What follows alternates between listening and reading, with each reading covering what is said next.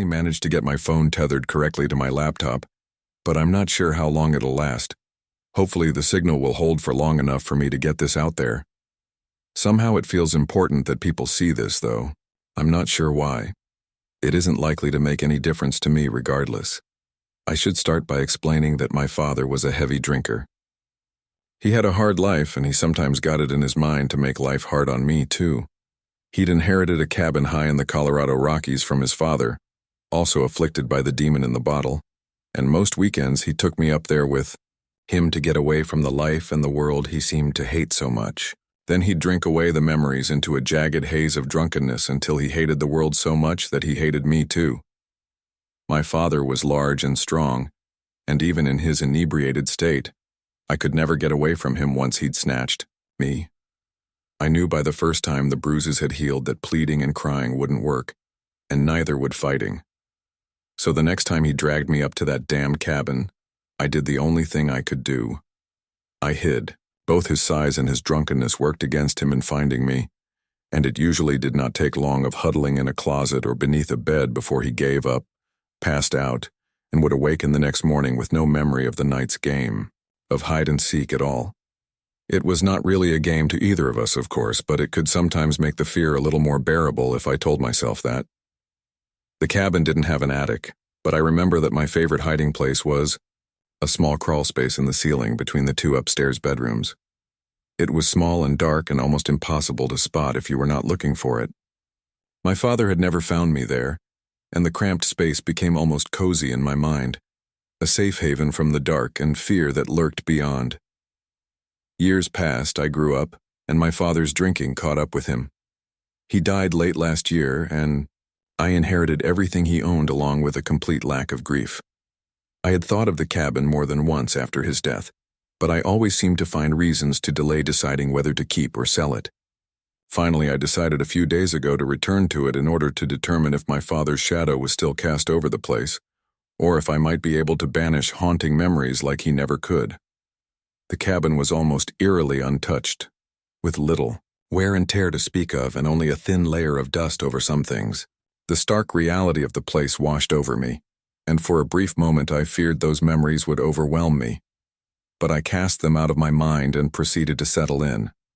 The water heater and furnace had to be relit, the generator restarted, and a collection of other minor tasks to make the place habitable once again. The generator, unfortunately, had fallen into disrepair. I had expected this, however, and soon set about lighting candles in various rooms of the cabin, casting my fearful childhood recollections in a shadowy firelight. The furnace itself was almost a little too effective, even against the frigid Colorado winter that lingered outside. I opened a window just a crack to make things less toasty, and then settled upon the couch with a novel and a bottle of wine. I awakened sometime later in the dead of night, having apparently dozed off while reading. The candle had burned down rather low, a much more faint light cast across the flickering shadows of the cabin floor. I furrowed my brow a little, wondering what it was that had disturbed me from my slumber. I did not have to wonder long. Tap, tap, tap. The soft rhythm echoed through the room emanating from the foyer. I sat up tensely on the couch, listening carefully to the persistent taps. I rose from my seat and drifted slowly towards the foyer, and as I drew closer I could tell that the sound was that of something gently knocking against the glass pane of a window. Tap, tap, tap. Snow swirled in the blackness beyond the front window, but anything more than that was impossible to determine. I edged closer to the sound, and as I neared it I began to make out a very faint silhouette huddled against the pane. The figure crouched against the window, its finger tapping gently while it seemed to stare at me. "Let me in," it said with a soft, sickly sweet voice. "Let me in, please." I stood frozen, staring at it in uncertainty. The light from the few candles in the kitchen meant that I could not see it clearly, while it could no doubt see me very well indeed. "Please let me in. I'm cold," it said, leaning its shrouded face a little closer to the window.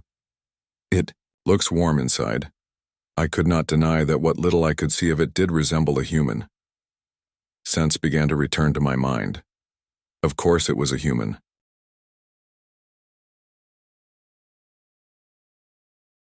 Since I was little, I've always lived with my grandmother.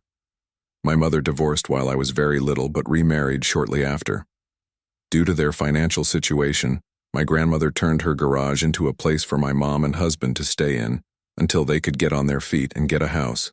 There wasn't enough room for me there, so I kept staying at Grandma's house. My mom and stepdad got their finances in order and bought a new house. I was already attached to the neighborhood and had a few friends, so I was asked whether I wanted to move with them or not.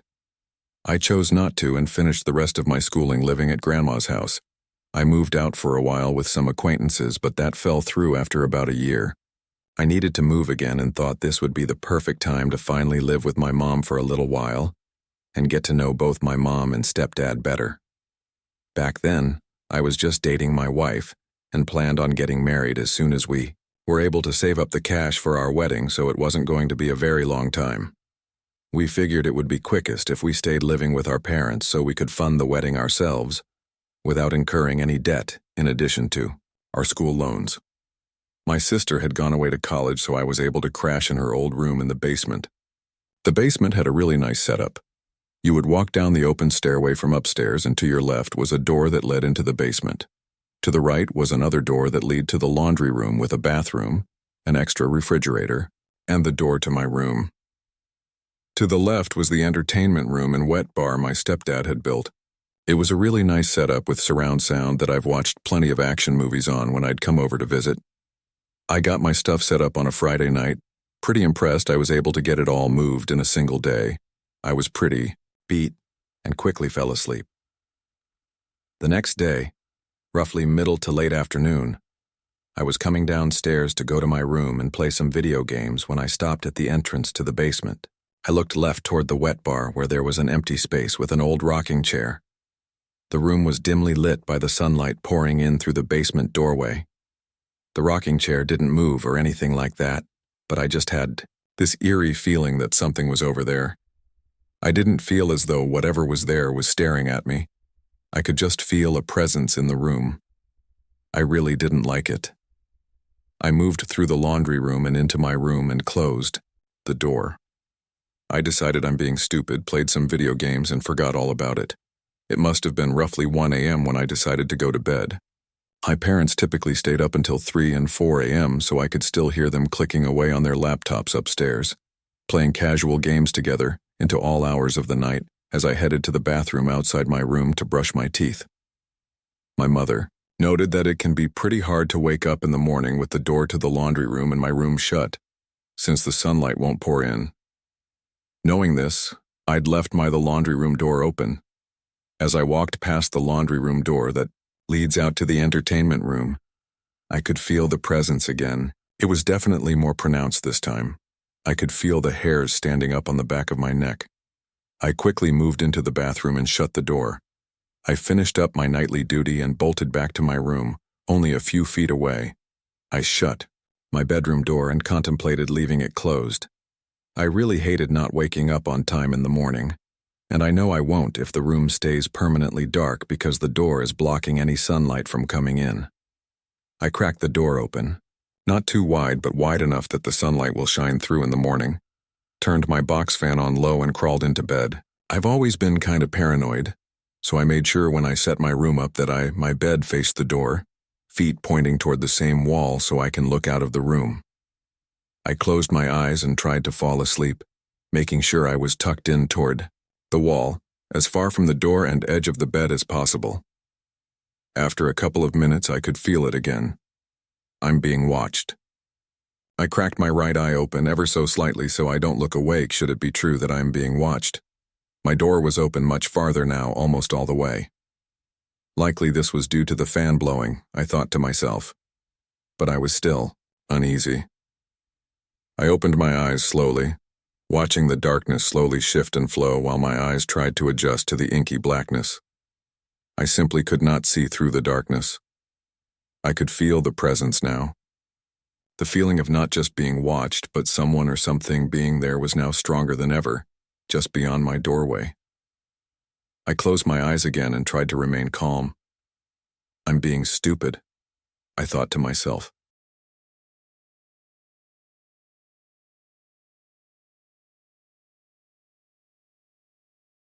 Bedtime is supposed to be a happy event for a tired child. For me, it was terrifying.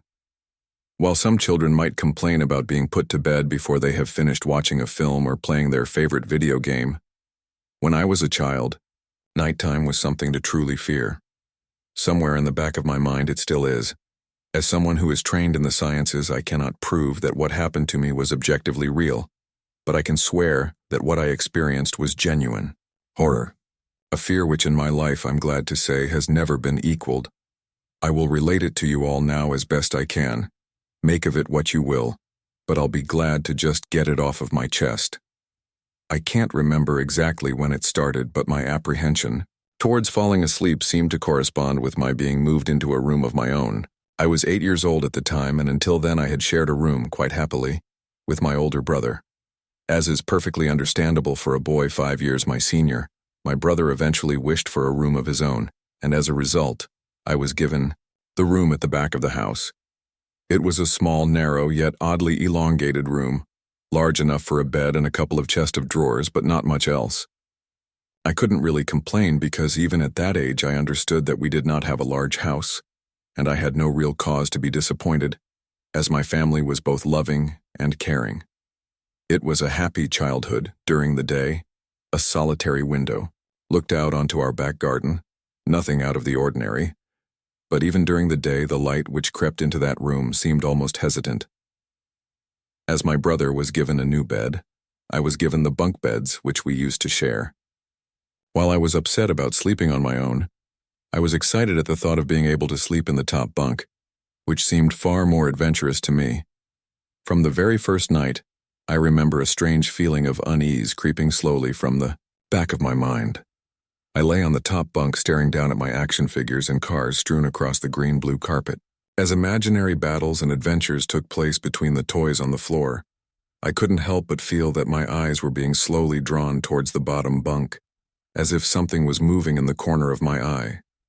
Something which did not wish to be seen. The bunk was empty, impeccably made with a dark blue blanket tucked in neatly, partially covering two rather bland white pillows. I didn't think anything of it at the time.